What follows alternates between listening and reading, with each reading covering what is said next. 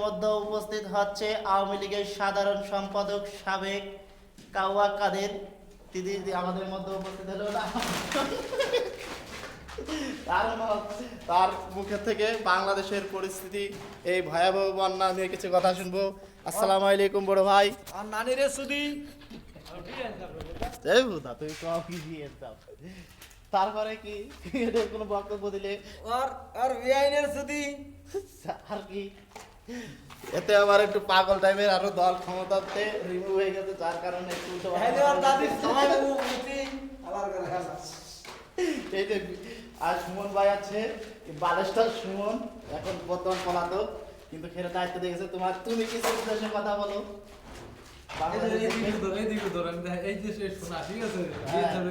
এইটা তোর মাফি মুশকিল, তোর বেনি রেখে দেব মাফি মুশকিল বিয়ে এই বলতে দেব আমি যত শোনাই চাই বসনা বলতে এই এইটা মুশাল এই দিলাও সমস্যা, মাফি মুশকিল।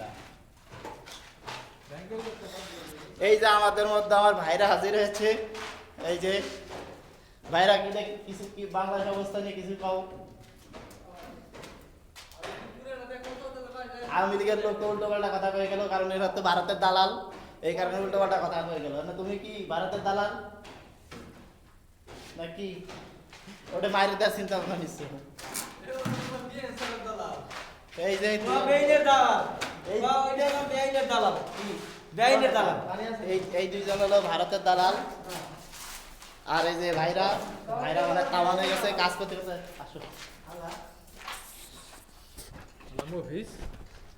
হালা এই যে আছে এই লোক আবার এ নেব শালীন নেবো, দেখা যাক খেতে আবার ভারতের দালাল নাকি শালীন নেবে।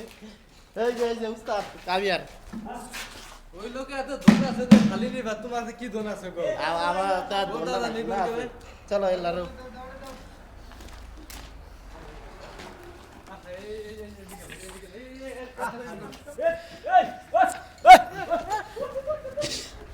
গাড়ি পেয়ে গেছি, এখন আমরা রুমে যাবো। আই কই